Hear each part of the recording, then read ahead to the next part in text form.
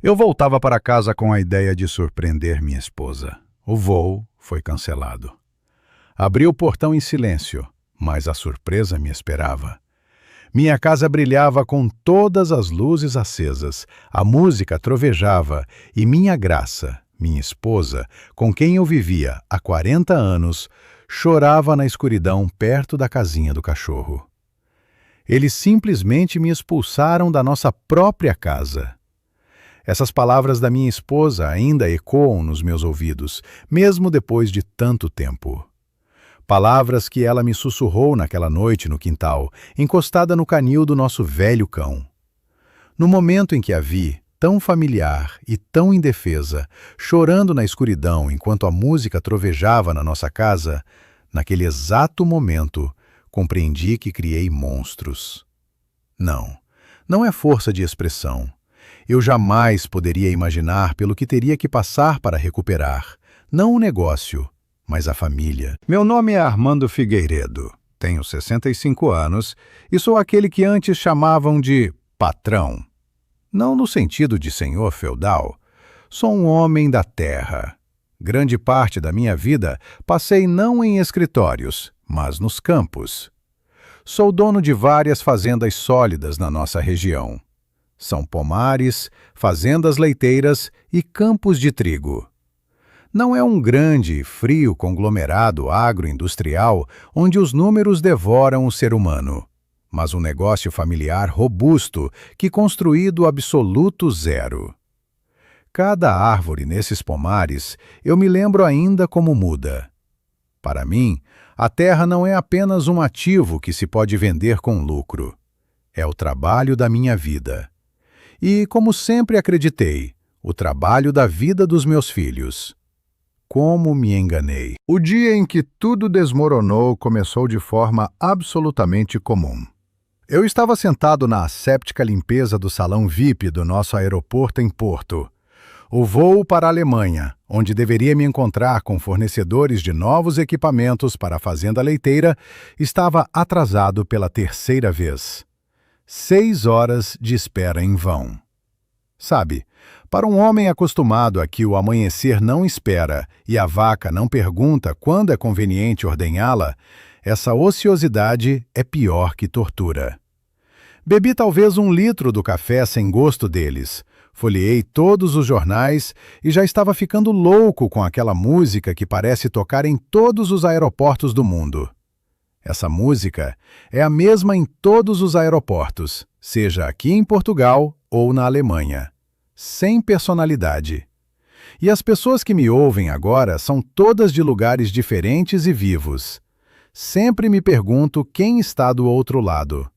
Escrevam nos comentários, por favor, de onde vocês me ouvem, de qual cidade, de qual país. Realmente é importante para mim saber isso, para não falar no vazio. Finalmente no painel acendeu a fria e indiferente mensagem. Voo cancelado. Próximo, somente amanhã de manhã. O primeiro pensamento foi de contrariação. O negócio era importante. Os alemães são pontuais, não gostam dessas coisas.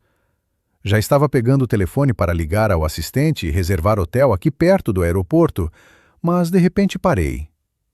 Que hotel? Tenho minha própria casa, tenho minha própria cama. Por que ficar em paredes alheias?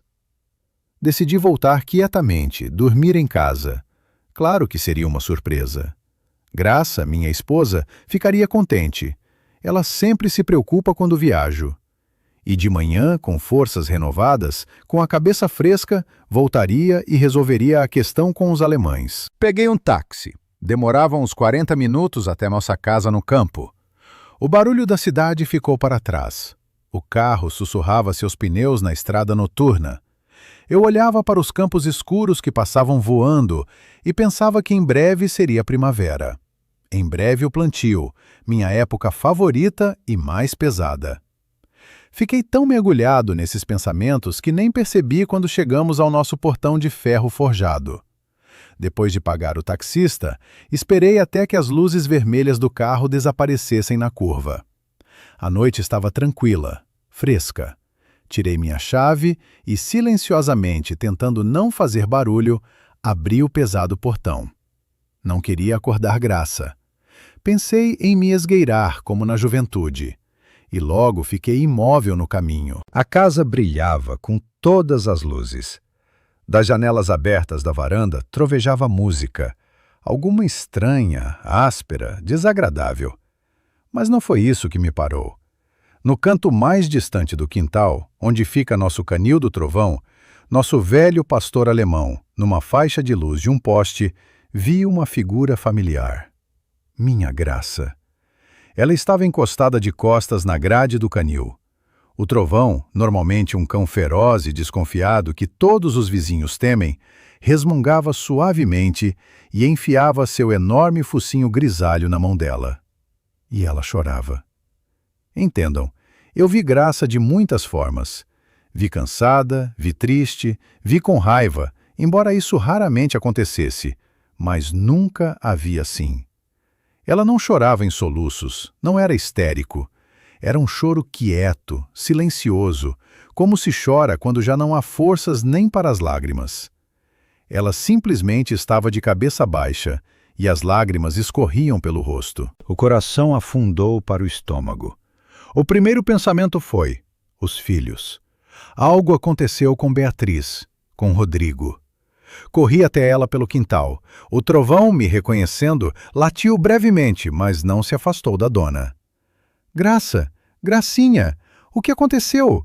Por que você está aqui e não dentro de casa? Ela estremeceu como se eu a tivesse golpeado. Levantou para mim olhos encharcados e assustados. E nesse olhar havia uma mistura selvagem. Alívio por eu estar aqui, horror por eu estar aqui e vergonha.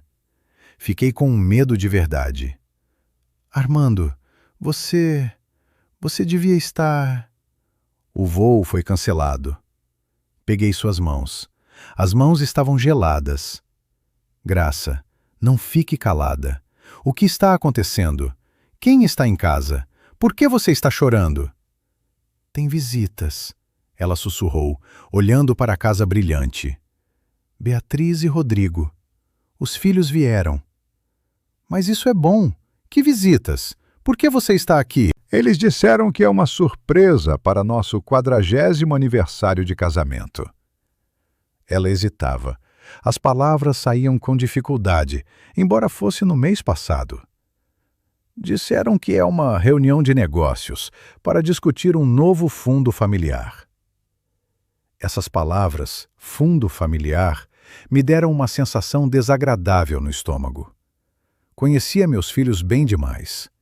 Minha filha Beatriz, quarentona, advogada bem-sucedida, casada com um funcionário público escorregadio. Era toda eu, inteligente, ambiciosa, decidida. Só que eu tenho princípios, e ela parecia ter apenas objetivos. E o filho Rodrigo, 38 anos ao homem, mas ainda como adolescente, arquiteto fracassado, recém-chegado do exterior, onde acumulou uma pilha de dívidas. Fraco, infantil, acostumado a viver do dinheiro do pai e sempre em busca do caminho fácil. A vida toda tentei colocá-los em competição, fazê-los rivalizar. Pensei que assim o aço seria temperado. Parece que forjei outra coisa. Graça, fala direto. Já não pedia, exigia. O que eles fizeram? Eles trouxeram umas pessoas, investidores. Sua voz tremeu e ela começou a chorar novamente. Começaram a falar de planos, Armando. Eles mostravam apresentações, diziam que nossas fazendas são ineficientes, que os pomares são coisa do passado, que essa terra, nossa terra, precisa ser vendida para um clube de golfe de luxo. Eu ouvia e não acreditava nos meus ouvidos. Clube de golfe na terra onde enterrei 40 anos de vida. Eu não entendia nada, sussurrava a Graça, agarrando minha mão. Fui até Beatriz quando eles fizeram uma pausa. Disse a ela: Filha, o que vocês estão dizendo? Que clube de golfe? Isso é o trabalho do seu pai.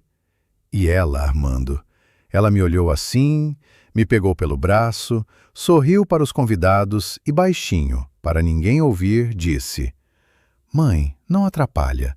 Vai sentar na cozinha. A gente está resolvendo negócios aqui. E o marido dela, esse Vitor, o funcionário, também educadamente me empurrou para fora da sala. Disse que seria melhor eu tomar ar fresco. O tempo estava bom. Ela parou, recuperando o fôlego.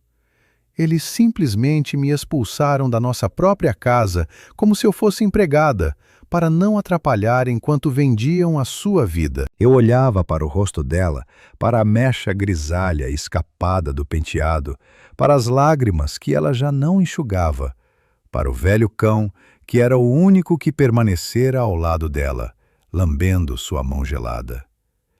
E nesse segundo, toda a minha vida, todos os meus campos, meus pomares, minhas vacas, tudo perdeu qualquer sentido. Por dentro não havia grito nem mágoa. Estava vazio e muito frio. Restou apenas uma coisa, uma fúria gelada e calma. A fúria do marido, cuja esposa, dona desta casa, foi humilhada e posta para fora como uma velha incômoda. E a fúria do pai, que naquele segundo, com clareza aterrorizante, entendeu que criara monstros. Pessoas para quem não existe nada sagrado, nem a mãe, nem o trabalho do pai. Aperti mais as mãos dela. Chega, disse tão baixo que só ela e o velho cão ouviram. Vamos embora daqui. Ela me olhou sem entender. Para onde, Armando? É noite. Dormimos na cidade, no nosso antigo apartamento. E amanhã? Olhei para as janelas iluminadas, de onde vinha aquela música festiva. Amanhã eu vou ensiná-los a respeitar a própria mãe. Viajamos à noite em silêncio. Eu segurava firme a mão gelada de Graça, e ela olhava pela janela para as luzes que passavam. Nosso velho trovão, que soltei do canil antes de partir, correu atrás do carro até os portões e ficou latindo por muito tempo. Esse latido, cheio de angústia e perplexidade, foi o único som que parecia nos despedir da casa que naquela noite se tornara alheia. Eu mesmo dirigi, embora faz muitos anos não pegasse no volante. Para isso tinha motoristas. Mas naquela noite eu precisava fazer algo com as mãos. Precisava sentir o volante firme. Caso contrário, acho que teria explodido. Levei-a ao nosso antigo apartamento na cidade, aquele de 2 quartos onde vivemos os primeiros 15 anos, onde nasceram tanto Beatriz quanto Rodrigo. Não o vendemos, guardamos de reserva. Lá tudo ficará como antes. O mesmo parquet rangente, o mesmo armário antigo na sala com cheiro de naftalina e livros velhos. Acendi a luz na cozinha. Pequena, 6 metros quadrados, com um abajur amarelado sobre a mesa. Graça sentou na banqueta e só então se permitiu chorar de novo. Mas de outra forma. Amargamente, com soluços, como se chora de mágoa. Armando, como assim? Sussurrava ela, cobrindo o rosto com as mãos. Como eles puderam? Eu fiz tudo por eles. Sentei na frente dela. O que eu poderia dizer? Que eu mesmo era culpado? Que estava tão ocupado em temperar o aço que não percebi como forjara, em vez de punhais, pregos enferrujados e envenenados? Que minha filha, a quem ensinei a ser forte, confundiu força com crueldade? E o filho, que sempre repreendi pela fraqueza, nunca aprendeu a ser homem, permanecendo uma criança mimada, pronta a vender a mãe por um novo brinquedo? Simplesmente me levantei. Tirei do armário a valeriana, gotejei meio copo para ela, mandei beber. Depois a cobri com uma manta direto no velhinho sofá da sala. Ela adormeceu quase imediatamente, exausta, e mesmo dormindo dava solavancos. Eu não deitei. Voltei à cozinha, servi um copo de cachaça gelada pela primeira vez em sabe-se lá quantos anos e bebi de uma vez. O fogo queimou a garganta, mas a cabeça ficou gelada. Sentei naquele silêncio, naquela cozinha velha onde um dia fomos tão felizes, e olhei para minhas mãos. Mãos que construíram, mãos que plantaram pomares e ajudaram partos. Agora essas mãos teriam que destruir tudo. Não, não assim, não destruir, mas limpar. Naquela noite eu não estava me vingando. Vingança é emoção, é febre. Dentro de mim tudo havia congelado. Eu estava traçando um plano. Era como uma operação cirúrgica. Sim, doeria. Sim, teria que cortar no vivo. Mas se não remover o tumor, ele vai devorar tudo. Eles humilharam a mãe. Pisotearam o trabalho da minha vida. E não porque são vilões de livro, mas porque são pessoas fracas, estragadas, infantis, que não conhecem o valor de nada, nem do dinheiro, nem do trabalho, nem do amor. E se simplesmente os deserdasse, os cortasse do dinheiro, não entenderiam nada. Só ficariam ressentidos. Decidiriam que o velho pai enlouqueceu, que está segurando o que por direito pertence a eles. Não. O remédio precisa ser amargo. Eles queriam meu negócio. Vão tê-lo, mas do jeito que merecem. Pela manhã estava tudo pronto. Não dormi um minuto. Quando Graça acordou, eu já estava barbeado e vestido com uma camisa fresca que encontrei no armário. Ela me olhou assustada. Armando, você está com um ar assustador. Vou ao escritório, disse calmo. Por enquanto não voltamos para casa. Fique aqui e não ligue para os filhos, de jeito nenhum. Eles ligarão sozinhos. Ela assentiu. Ela confiava em mim. O dia seguinte passei todo com advogados. Não com o escritório de Beatriz, claro, mas com meu velho amigo dos tempos de faculdade, que cuidava dos meus assuntos mais delicados. Preparávamos documentos. Não era simples, mas eu sempre tive um aeroporto reserva. Nunca coloquei todos os ovos numa cesta, e meus filhos, felizmente, não sabiam de todos os meus ativos. Viam apenas a ponta do iceberg, as fazendas. Mas a base desse iceberg estava seguramente escondida. Os filhos ligaram ao meio-dia. Primeiro Rodrigo, como sempre, covardemente. Pai, onde você está? A gente estava aqui, preparando uma surpresa para você. A diarista disse que vocês foram embora. Estou na cidade, respondi com voz uniforme. Ocupado. E você volta? A gente tem uns investidores aqui. Agradeça os investidores e os mande embora, cortei. Todas as questões de investimento estão encerradas.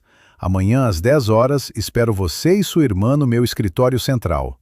Será um conselho de família. Pai, aconteceu alguma coisa? Você está bravo? Em sua voz soavam notas familiares de um estudante assustado. Amanhã saberás tudo, Rodrigo. Às 10 horas em ponto. Não se atrase. Desliguei. 5 minutos depois, ligou Beatriz. Seu tom era diferente, de aço, empresarial, com uma leve pitada de irritação. Papai, boa tarde. Rodrigo disse que você cancelou a reunião. Que urgência é essa? Eu tinha negociações sérias, as pessoas viajaram. Beatriz, suas negociações acabaram, a interrompi. Amanhã às 10 horas. E coloque em ordem o seu marido Vitor. Será útil a ele saber sobre algumas mudanças na carreira. Acho que seus superiores vão se interessar em ler sobre esquemas de conversão de terras para clubes de golfe. Do outro lado da linha pairou silêncio. Beatriz era inteligente. Entendeu o que eu sabia, mas não entendeu a dimensão. Estarei lá, disse ela secamente e desligou. No dia seguinte, pontualmente às 10 da manhã, eles estavam sentados no meu escritório. Aquele escritório para onde na infância corriam atrás de balas, a grande mesa de carvalho que mandei fazer 30 anos atrás. Beatriz sentada reta, cabelo perfeitamente penteado, terno caro, rosto uma máscara. Ao lado, o maridinho Vitor, pálido com olhos inquietos. Ele já entendera que as nuvens estavam se formando. Rodrigo, à frente, se remexia na cadeira, pálido, com o rosto amassado após a surpresa. Entrei no escritório. Não sentei à cabeceira da mesa como de costume. Fiquei de pé perto da janela, olhando para eles. Reuni vocês, filhos. Comecei com uma voz propositadamente cansada de velho. Eu devia ter voado para a Alemanha. Fiquei sentado no aeroporto e, enquanto o voo atrasava, pensei muito. Estou velho, 65 anos. A vida toda puxei essa carga como um boi. Para quem? Para vocês. Vi como tensionaram, esperando tempestade de acusações, mas continuei. A surpresa de ontem. Ela me abriu os olhos. Vocês já são adultos. Querem administrar, enxergam tudo de forma nova. Eficiência, investidores, clubes de golfe. Bem, fiz uma pausa. Aparentemente chegou a hora de vocês. Me aproximei da mesa e coloquei diante deles uma grossa pasta com documentos que meus advogados prepararam a noite toda. Decidi me afastar dos negócios. Estou cansado. Transfiro todos os ativos da empresa Nossa Herdade para a gestão conjunta de vocês em partes iguais, 50-50. Beatriz, como advogada, você cuida dos documentos. Rodrigo, você vai cuidar de algo também. De arquitetura. Vai construir novos estábulos. Observei seus rostos. Era preciso ver aquilo. O maridinho de Beatriz, Vitor, parecia ter parado de respirar. Rodrigo piscava confuso, incapaz de acreditar em tal felicidade. E Beatriz, minha filha, por um segundo perdeu sua máscara. Vi seus olhos incendiarem. Não era alegria, era ganância, pura, límpida, predatória. Ela já calculava como afastaria rapidamente o irmão fracassado da fonte. "Pai, você fala sério?" gaguejou Rodrigo. "Assim, do nada?" "É, filho, quero descanso. Com a mãe vamos viver um pouco, talvez viajar. Ela nunca viu direito o mar todos esses anos. Pronto, administrem. A partir de hoje, vocês são os donos." Beatriz foi a primeira a se recompor. Lançou ao irmão um olhar rápido e desdenhoso, o olhar de uma dona para um parasita. "É uma decisão muito sábia, pai", disse ela em tom uniforme, estendendo a mão para os documentos. "Não vamos te decepcionar.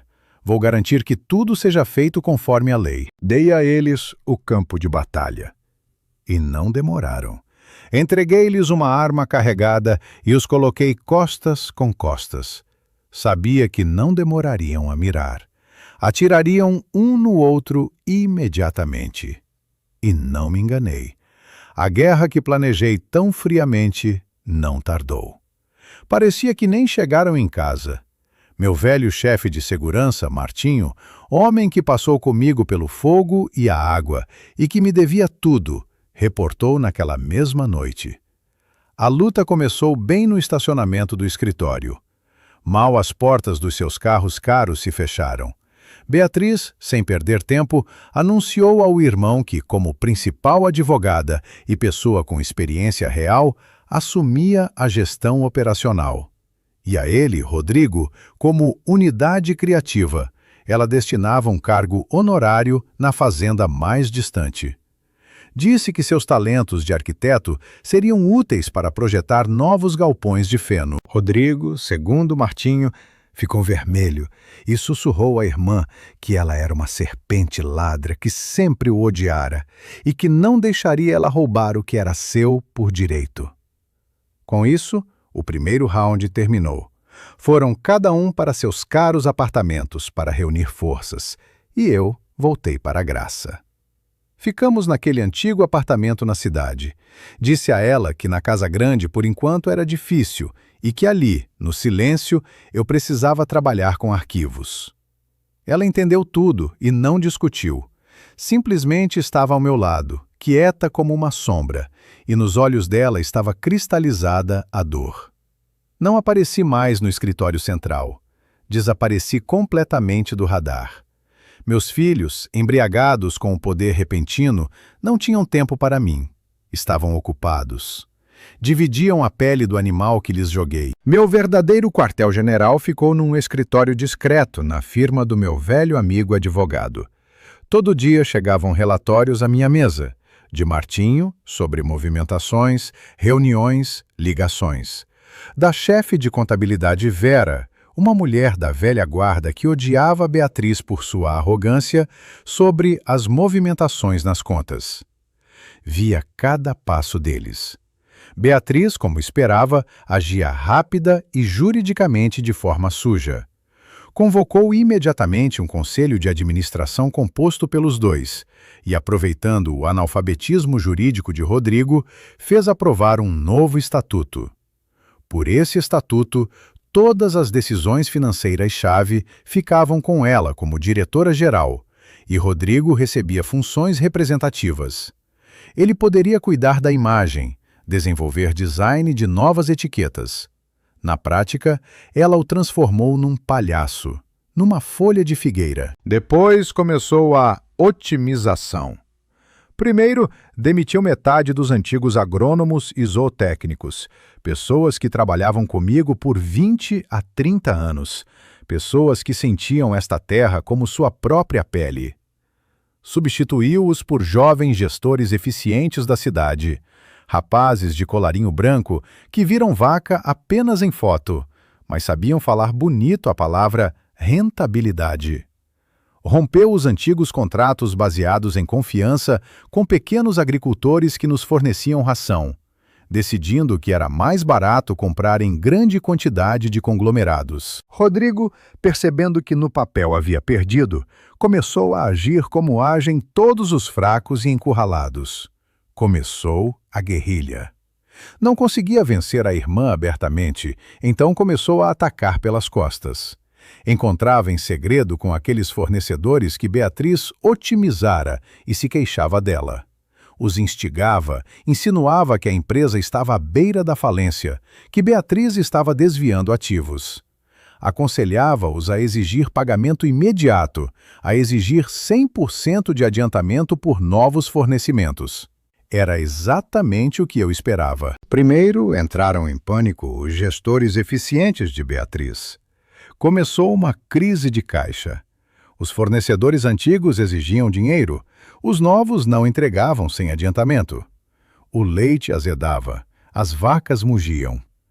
Beatriz, para fechar os buracos, foi obrigada a tomar alguns empréstimos urgentes a juros altíssimos em pequenos bancos comerciais, apenas para se virar.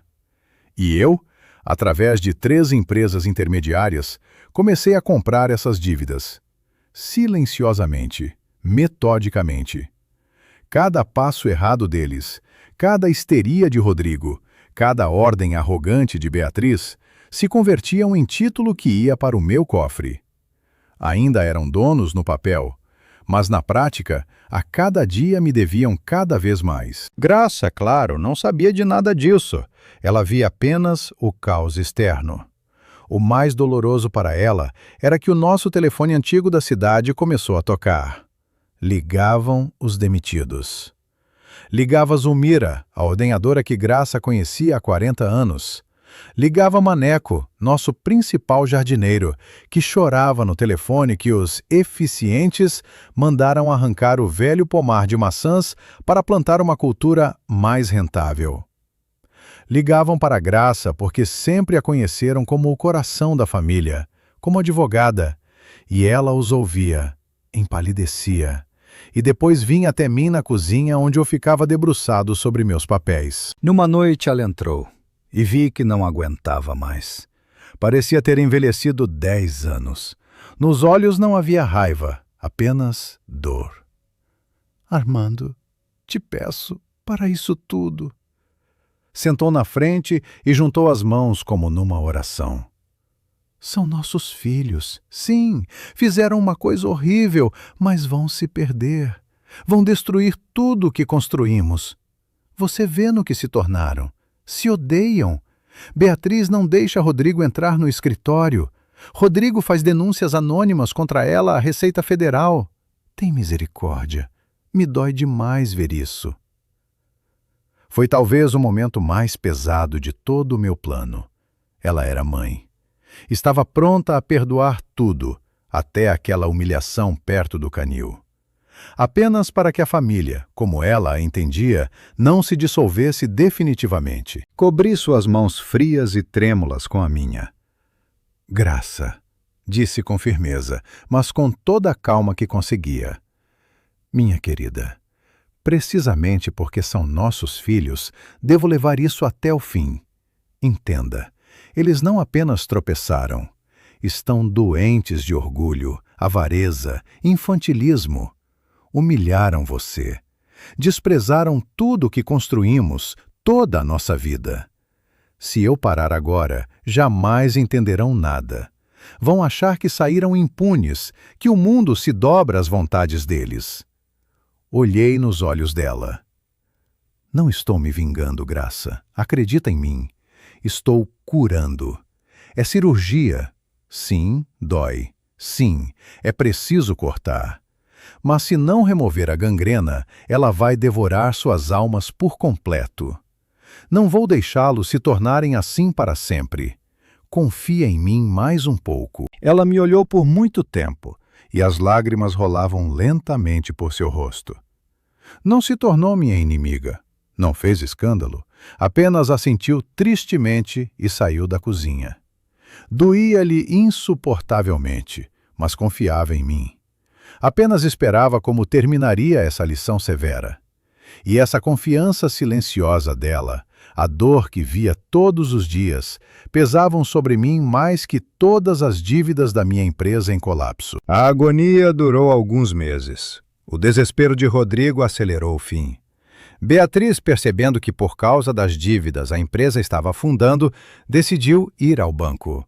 Encontrou aqueles mesmos investidores do clube de golfe e decidiu vender às escondidas parte das terras, as mais férteis do sul, claro, às costas do irmão, para fechar as dívidas que ele mesmo criara. Rodrigo soube disso e entrou em pânico. Entendeu que a irmã ia vender tudo e ele ficaria a ver navios. E cometeu a última e mais terrível tolice. Pegou toda a contabilidade interna, todos os nossos segredos comerciais e os levou ao nosso principal concorrente na região. Esperava, ao que parece, que o concorrente o ajudasse a derrubar Beatriz e o tornasse sócio. O concorrente, claro, aproveitou para imediatamente iniciar uma guerra de preços, derrubando nossas vendas. Simultaneamente na imprensa local, comprada pelo concorrente, saiu um artigo devastador sobre a nossa herdade estar à beira da falência. No dia seguinte, o banco que nos financiava há 15 anos, vendo todo esse caos, congelou nossa linha de crédito principal e exigiu a quitação antecipada de todos os empréstimos. Era o fim. A empresa estava falida. À noite me ligou meu advogado. Armando Figueiredo. Estão fisgados. O banco fez as exigências. Conforme nossos contratos, como principais credores dos empréstimos urgentes, temos direito de preferência. Chegou a hora. Desliguei. Amanhã convocaria o último conselho de família. Marquei o conselho de administração para as 11 horas da manhã naquele mesmo escritório, a mesma grande mesa de carvalho. Cheguei ao escritório 1 hora antes. Pela primeira vez em meses, percorri o andar. Os gestores eficientes de Beatriz, que via pela primeira vez, passavam correndo com copos de café de papel, sem me reconhecer. Estavam nervosos, o ar cheirava a pânico. E minha velha guarda, Vera, Martinho, minha secretária Tamara, que trabalhara comigo 30 anos, saiu silenciosamente para o corredor quando apareci. Não faziam perguntas. Apenas me olhavam com uma esperança tal que parecia que vim salvar ou julgar. Provavelmente ambos. Entrei no escritório. Cheiro de madeira polida, couro de velhos papéis. Cheiro de poder. Meu poder, que voluntariamente cedera. Abri a janela. Deixei entrar o fresco ar outonal. Pontualmente às 11 horas, entrou Beatriz. Se eu não soubesse de tudo, provavelmente me impressionaria com sua compostura. Terno perfeitamente cortado, pérolas nas orelhas, pálida, fechada como um punho. Carregava a derrota com a mesma arrogância com que celebrava a vitória. 5 minutos depois, entrou Rodrigo, e era um espetáculo deplorável. amassado, sem barba, olhos vermelhos, com cheiro de bebedeira da véspera. Jogou-se na poltrona e encarou raivosamente a irmã. Odiava-a tanto que parecia nem ter percebido de imediato que eu também estava no escritório. Então, já se queimou toda, sua inútil. Rosnava ele, dirigindo-se a Beatriz. Cala a boca, miserável. Ela cortou com um tom gelado, sem nem virar a cabeça. Se você não tivesse corrido como uma fofoqueira de feira entregar tudo para o concorrente, eu teria encontrado uma saída. Você teria encontrado uma saída? Guinchava Rodrigo. Você teria vendido tudo para o seu clube de golfe e me deixado com as dívidas, ladra. Chega, disse eu. Disse baixo, mas os dois silenciaram instantaneamente, como se fosse um comando gravado no subconsciente deles desde a infância. Olharam para mim e só então, ao que parece, viram. Não estava sentado diante deles um velho cansado sonhando com sossego. Estava sentado aquele Armando Figueiredo que eles temiam e que, percebi, nunca amaram. A empresa está falida, anunciei, espalhando os papéis à minha frente. Graças ao esforço conjunto de vocês. Você, Beatriz, com sua otimização e avareza, expulsou as pessoas e meteu a empresa em dívidas escravas. E você, Rodrigo, com sua vingança infantil e traição, a destruiu, entregando segredos ao concorrente. Papai, foi culpa dela, voltou Rodrigo. Pai, ele não entende o que fez, começou Beatriz. Silêncio, os dois! Bati a palma na mesa. Vocês dois são culpados e vocês dois perderam. O banco principal exigiu a quitação imediata de toda a linha de crédito. Os concorrentes derrubaram o mercado. Os fornecedores exigem pagamentos. Não há dinheiro nas contas. Acabou. Beatriz cravou as unhas nos braços da poltrona. Ainda tentava calcular. O banco não pode exigir tudo de uma vez? Há procedimentos, reestruturação. Não podemos fazer nada, filha, a interrompi. Porque o banco principal é a ponta do iceberg. E aqueles empréstimos urgentes e caros que você tomou nos bancos menores para fechar os buracos nas primeiras semanas foram tomados com garantia dos ativos principais. E o prazo venceu ontem. Em seu rosto se refletiu pela primeira vez um medo verdadeiro. Entendeu que aquilo já não era xadrez, era uma armadilha. O que vai acontecer agora? Sussurrou Rodrigo.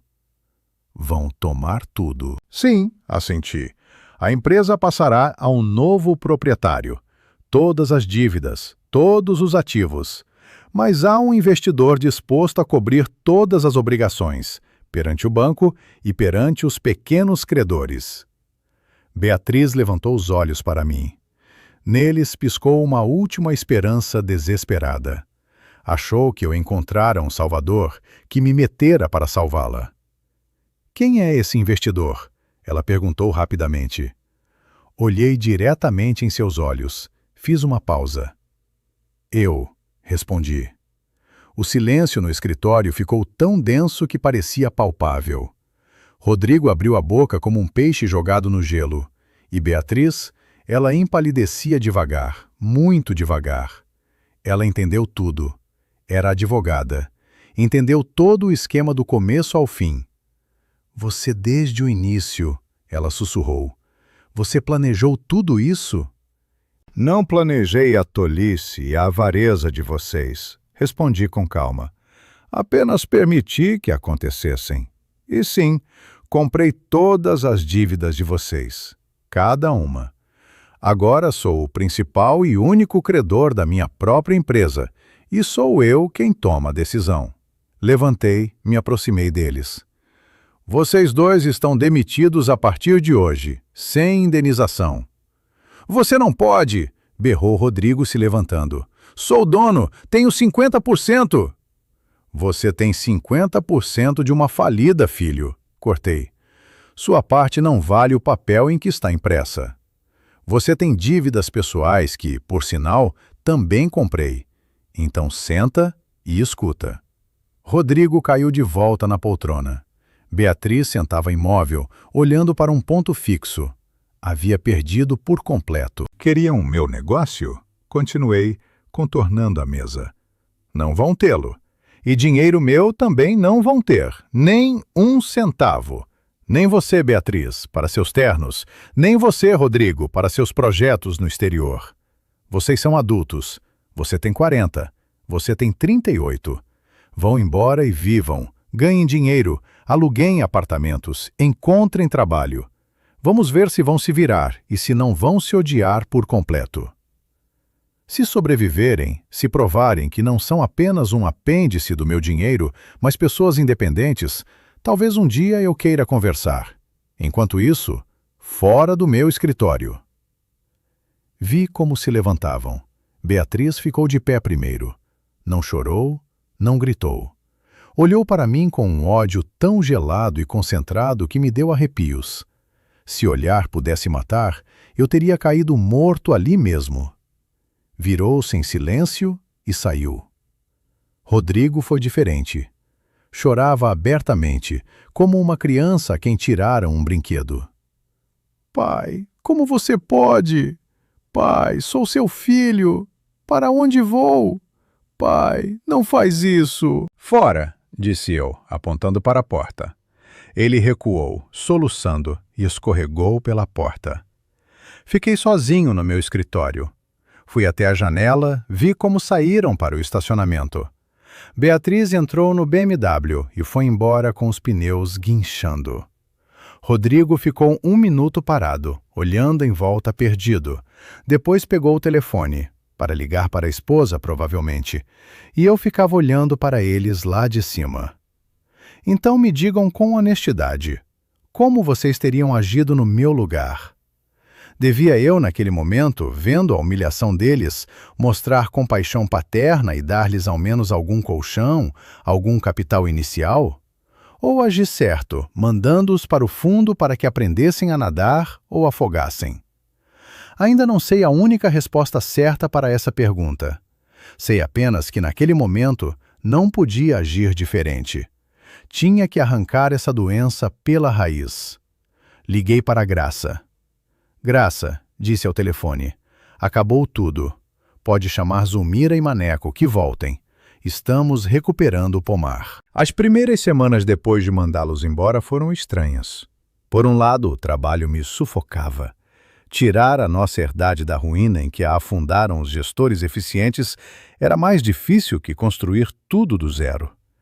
Tive que pessoalmente visitar os antigos fornecedores, pedir desculpas, convencer, dar garantias pessoais. Devolvi Maneco aos pomares, trouxe Zulmira de volta à fazenda. Olhava como aquelas mãos velhas e calejadas tocavam as árvores e as vacas e entendia. É essa a verdadeira eficiência, no amor pelo trabalho, não nos números de uma apresentação. Graça e eu voltamos para nossa casa no campo. Depois do pequeno e quieto apartamento, ela parecia enorme e vazia. A música não trovejava mais, mas aquele silêncio era pesado. Graça ficava horas calada na sala, olhando para as fotos dos filhos quando eram pequenos. Não me censurava, mas eu via sua dor. E essa dor era meu segundo castigo. Ela não lamentava a falência, lamentava seus filhos, que, como lhe parecia, havia perdido. Não lhes impus provas. A vida por si só se tornou a prova deles. Apenas observava de longe. Ainda tinha Martinho e seus relatórios chegavam toda semana à minha mesa. Não espionava, apenas queria saber que estavam vivos e para onde esse caminho os levaria. Primeiro, ruiu a vida brilhante de Beatriz. Esperava isso, mas não pensei que seria tão rápido. O maridinho, o funcionário Vitor, pediu divórcio em 1 semana. Assim que percebeu que o sogro de ouro havia virado abóbora e que as contas da esposa estavam vazias, todo o amor eterno evaporou. Largou-a instantaneamente, cinicamente, levando consigo tudo que estava no nome dele. Era um rato que o primeiro abandona o navio. E, honestamente, fiquei satisfeito que minha filha se livrara desse verme. Mas depois foi pior. A brilhante carreira dela estava construída em 2 pilares: meu dinheiro e minhas conexões. Seu escritório de advocacia, que eu certa vez ajudei a abrir, sem meus contratos e minha proteção, fechou em 1 mês. Clientes que ontem a lisonjeavam, hoje não atendiam o telefone. Descobrira-se que, sem ser filha de Armando Figueiredo, ela era apenas mais uma entre milhares de advogadas numa cidade grande. Martinho reportava secamente. Beatriz vendeu o BMW, vendeu o apartamento no prédio de luxo, fechou dívidas, alugou um kitnet minúsculo na periferia, numa vila popular. Eu conhecia aquela área, um gueto sombrio. Olhei para as fotos. Minha filha, sempre impecável, no casaco caro, saindo de um prédio mal cuidado e entrando num velho Gol. Ela se empregou como assessora jurídica numa pequena cooperativa, onde pagavam 10 vezes menos do que ela estava acostumada a gastar em bolsas. Não ligava para mim, nem para a mãe. Orgulho. Aquela dureza de pai que nela havia se transformado em pedra. Havia aceitado a batalha. Mordia a poeira, mas não pedia ajuda. E devo admitir que havia algo nisso que inspirava respeito. Estava arrasada, humilhada, mas não esmagada. Com Rodrigo foi diferente, muito pior. Se Beatriz estava com raiva, ele estava em pânico. Nunca na vida havia ficado sem um tostão. Não sabia.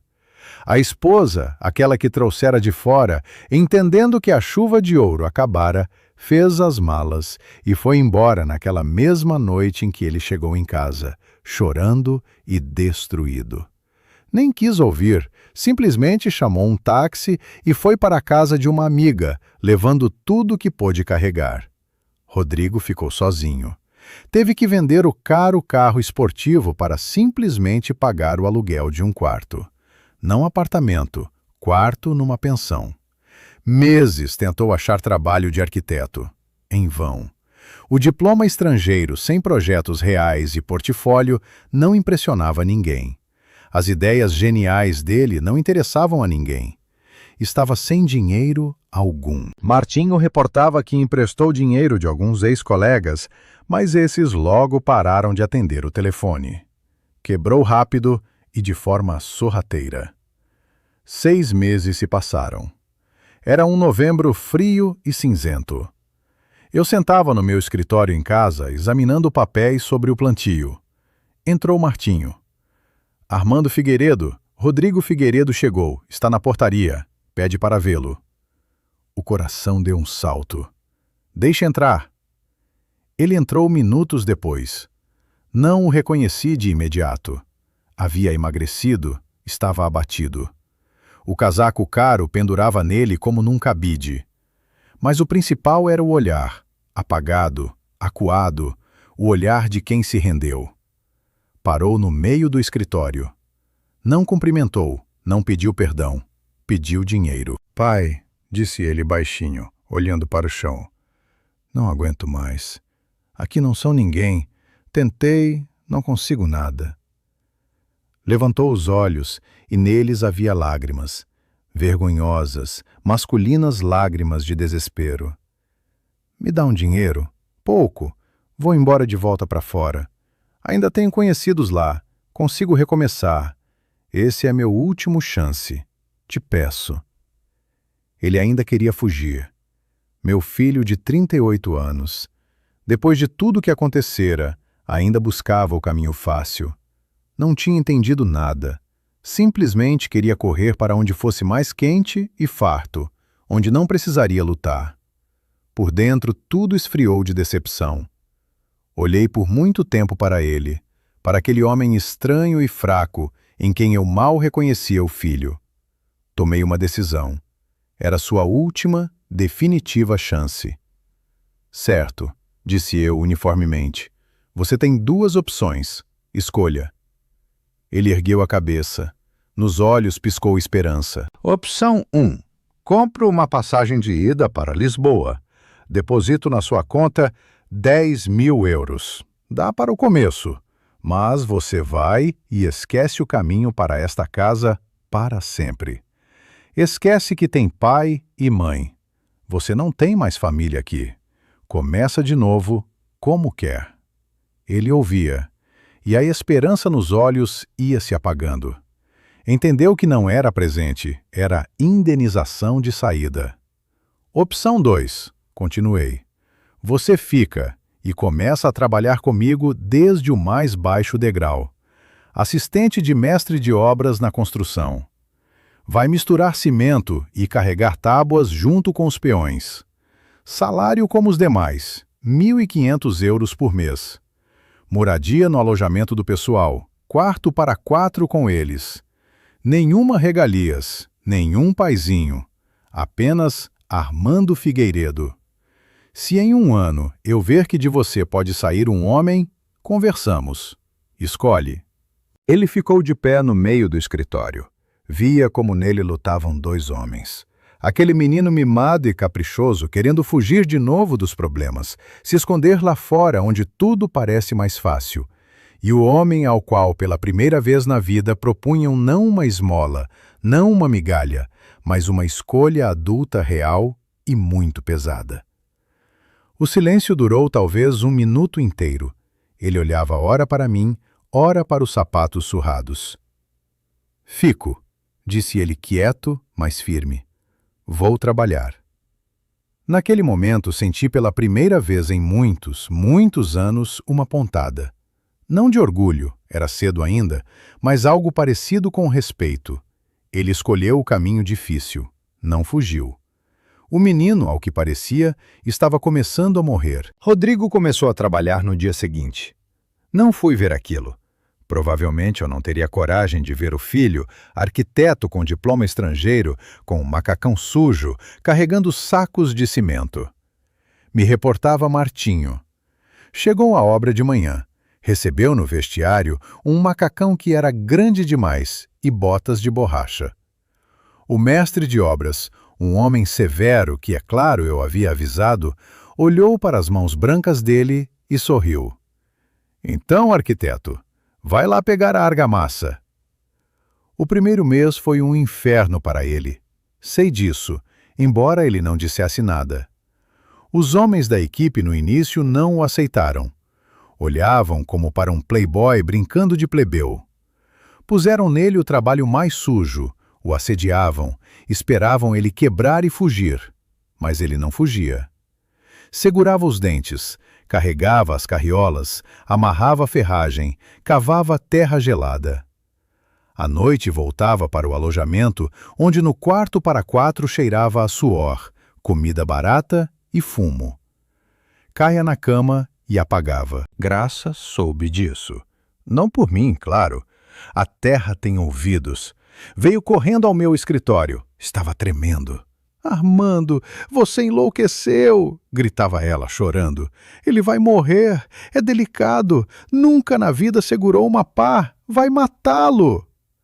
Ela tentava mandar comida feita em casa e roupas quentes através da cozinheira. Eu interceptava tudo. Graça, disse eu, pegando firme nos ombros dela. Para. Você agora só o prejudica. Sim, é delicado.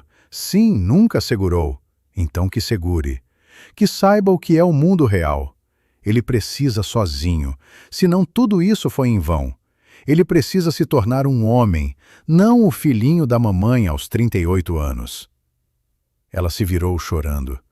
Naquela noite não me falou, mas obedeceu. Sabia que eu não cederia, e Rodrigo não quebrou. Um mês depois, Martinho reportou que a equipe havia prestado atenção nele. Não reclamava, não se queixava, trabalhava de igual para igual. E certa vez, quando o mestre de obras cometeu um erro nos planos e a forma de fundação começou a descolar, Rodrigo de repente se aproximou, pegou um lápis e numa prancha redesenhou rapidamente o nó. Correto. O mestre de obras olhou, fungou e disse: Puxa, Você não é totalmente inútil. A partir desse dia, tudo mudou. Os homens começaram a chamá-lo de Rodri. Não Rodrigo Figueiredo, não arquiteto, mas Rodri. 6 meses depois, sem alarde, o transferi de servente para assistente de mestre de obras. E mais um ano depois, ele mesmo veio até mim, não ao escritório, mas me encontrou no canteiro de obras, sujo de poeira, mas com olhos acesos. Armando Figueiredo, disse ele. Olhei aqui o projeto do novo estábulo. É ineficiente. A logística é ruim. Fiz aqui um esboço. Dá uma olhada quando tiver tempo. Estendeu-me folhas de papel vegetal enroladas. Não era apenas um desenho técnico, era um projeto, pensado, inteligente, onde tudo estava no seu lugar, onde era confortável para as vacas e para as pessoas. Olhei para esses projetos, para as mãos dele, já não brancas, mas com calos e arranhões, e senti aquilo, há muito esquecido, orgulho. Bom projeto, disse eu, devolvendo os papéis. Detalhe a mais, você mesmo vai responder por essa obra, como mestre de obras. Ele assentiu, não sorriu, mas vi como se endireitou. Foi embora de mim já um outro homem. Com Beatriz foi diferente. Ela não ligava, nem aparecia. Sobrevivia. Os relatórios de Martinho sobre ela eram curtos como comunicados de frente de guerra. Trabalha. Alugou sala, mesa e cadeira num porão de prédio residencial. Pega casos menores, divórcios, pensões, brigas domésticas. Mergulhou no fundo da prática jurídica, onde não há honorários grandes nem vitórias brilhantes, mas há apenas sofrimento humano, sujeira e injustiça. Ela, acostumada a lidar com contratos milionários, agora batia nos juizados de paz por centavos de pensão para alguma mulher em lágrimas. E então nos relatórios apareceu um caso. Não era bombástico. Ela entrou numa briga com a administração municipal. O ex-maridinho Vitor, ou melhor, seu departamento, decidia urbanizar um bairro e despejava de um minúsculo imóvel uma pequena padaria que um veterano da guerra do ultramar mantinha. Simplesmente tomar o lugar para mais um supermercado de rede. Beatriz se agarrou a esse caso como um bulldog, de graça. Lutou com eles quase um ano.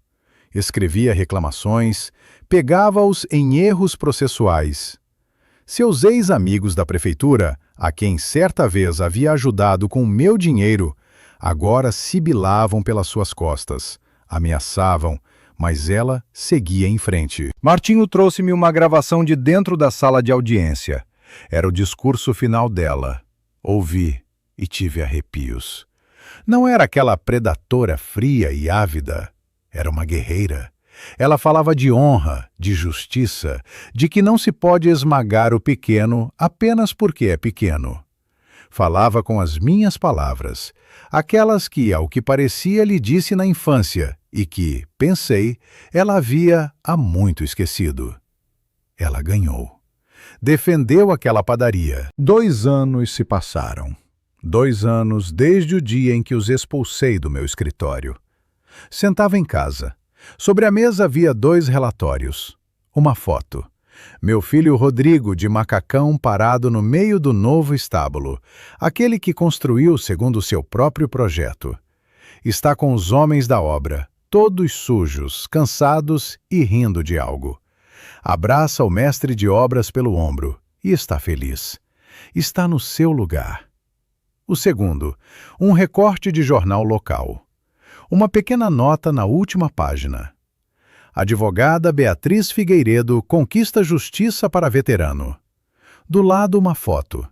Minha filha está na escada do tribunal. Não no terno caro, mas num casaco simples. Cansada, mas com o mesmo sorriso do irmão. O sorriso de quem fez algo real. Olhei para essas 2 fotos. Meus filhos, crescidos, cansados, que passaram pela humilhação e pelo trabalho pesado. Mas com outro olhar. Nele não havia mais avareza, havia dignidade. Entendi que o tratamento havia terminado. Levantei o telefone e disquei o número de Beatriz. Ela não atendeu de imediato. Sim. Sua voz estava cansada, profissional. Boa tarde, filha. É o pai. Do outro lado da linha pairou silêncio. Soube da sua vitória no tribunal. Tenho orgulho de você. Silêncio. Vem para casa no sábado para almoço. Precisa conversar. E chama o irmão. Ele está na obra. O telefone pode não pegar. Diz a ele que também esteja lá. Certo, papai. Aviso. Desliguei. No sábado eles viriam. Preparavam-se para uma conversa comigo, mas não sabiam que eu não estaria sozinho. Chegou o sábado. Em casa, desde cedo, reinava um silêncio zumbindo. Graça não se encontrava. Ora tentava arrumar a grande mesa na sala, ora saía para a cozinha, ora simplesmente ficava de pé à janela olhando para o caminho de entrada. Tinha medo desse encontro não menos que eles. Fui até ela, peguei pela mão. Vai ficar tudo bem, Graça, disse eu. Não tem medo, vamos apenas conversar. Não tenho medo deles, Armando. Ela respondeu baixinho. Tenho medo por eles e por você. Pontualmente ao meio-dia, como pedi, chegou um carro ao portão, um carro velho e simples. Saiu Beatriz. Estava num vestido escuro simples, cabelo apanhado numa cauda. Sem pérolas, sem arrogância. Apenas uma mulher cansada e bonita. Parou ao portão, naquele mesmo lugar onde certa vez encontrei a mãe a soluçar. Um minuto depois, Rodrigo chegou ao portão. Veio de ônibus de linha que parava na nossa curva e foi a pé. Estava de jaqueta de trabalho, provavelmente não teve tempo de se trocar. Ele viu a irmã. Não se lançaram nos braços um do outro, apenas assentiram e juntos entraram em silêncio no quintal. Recebi-os na varanda. Boa tarde, filhos. Boa tarde, papai, disse baixinho Beatriz. Boa tarde, pai, assentiu Rodrigo. Ficavam parados esperando. Eram como cordas esticadas. Não sabiam por que eu os chamara. Talvez para uma última repreensão? Talvez para arriscá-los definitivamente da vida? Vamos ao escritório, disse eu. Foram atrás de mim pelo corredor familiar. Abri a pesada porta de carvalho. Entrei primeiro e fiquei de pé junto à mesa. Eles entraram atrás e pararam na soleira. Estavam estupefatos. Preparavam-se para uma conversa pesada comigo a sós, mas não estavam prontos para o que viram. Na grande poltrona de couro junto à lareira, que sempre fora considerada minha, sentava Graça, a mãe deles. Não estava vestida com traje de cerimônia. Estava com seu habitual roupão doméstico, mas sentava reta, mãos sobre os braços da poltrona. Sentava no meu lugar e os olhava com calma, sem medo, sem censura. Beatriz empalideceu. Rodrigo instintivamente deu um passo para trás, como querendo escapar pela porta. Ambos entenderam que a conversa principal não seria comigo. Observei vocês nesses 2 anos, comecei rompendo o silêncio. Sei onde trabalharam e como. Olhei para Rodrigo. Você construiu um belo estábulo, filho. Os homens te respeitam. Depois para Beatriz. E você, filha, defendeu a padaria dos abutres. Li seu discurso no tribunal. Bom discurso, certo? Ficavam em silêncio. Aprenderam a trabalhar, aprenderam a encaixar o golpe, aprenderam a lutar não só por vocês mesmos, mas pelos outros. Por isso quero dar a vocês uma chance. Quero trazê-los de volta ao negócio. Vi como em Beatriz estremeceram imperceptivelmente os cílios. Rodrigo engoliu em seco. Peguei da mesa uma pasta azul fina. Isso é um estatuto. Uma pequena fazenda em Ribatejo, a que estávamos para fechar. Está em decadência, tem dívidas, mas tem boa terra e bons pessoas. Pode ser recuperada. Quero entregá-la a vocês 2. Pus a pasta na mesa. Eles a olhavam como a uma boia salva-vidas. Mas há uma condição, disse eu, e é a principal. Fiz uma pausa, deixando-os absorver minhas palavras. 2 anos atrás, quase nesse mesmo lugar, nesta casa, vocês humilharam a mãe de vocês. Você, olhei diretamente para Beatriz, a expulsou da sua própria mesa porque ela, cito, não entende de negócios. Você, voltei o olhar para Rodrigo, ficava parado ao lado e permitiu que isso acontecesse.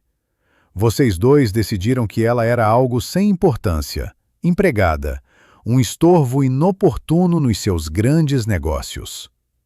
Os rostos deles. Era preciso ver os rostos deles naquele momento. Vergonha. Uma vergonha ardente, paralisante. Rodrigo abaixou a cabeça. Beatriz olhava para algum ponto na parede. Vocês expiaram sua culpa perante mim, continuei. Provaram a mim que valem alguma coisa sem meu dinheiro. Vocês cresceram. E agora olhem nos olhos dela. Peguei a pasta da mesa, me aproximei da poltrona onde Graça sentava e coloquei a pasta no seu colo. Caiu um silêncio tal que se ouvia o tic-tac do velho relógio na prateleira de pedra. A proprietária desta fazenda, disse eu, pondo a mão no ombro da esposa. É ela, Graça Figueiredo, 100% das ações.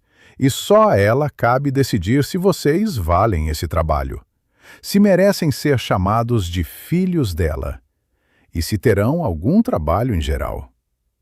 Afastei-me para a janela, deixando-os ficar frente a frente. Beatriz, devagar, levantou os olhos para a mãe. Rodrigo ficava como plantado. Parecia que haviam esquecido como respirar.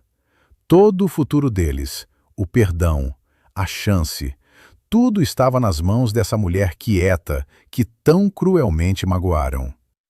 Graça, me dirigi à esposa. São seus novos funcionários. Qual é a sua decisão?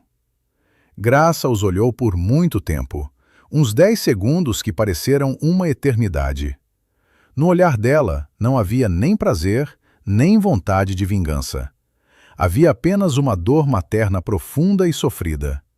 Ela olhava para os filhos crescidos e exaustos. Rodrigo foi o primeiro a não aguentar. Deu um passo à frente. Mãe, ele sussurrou.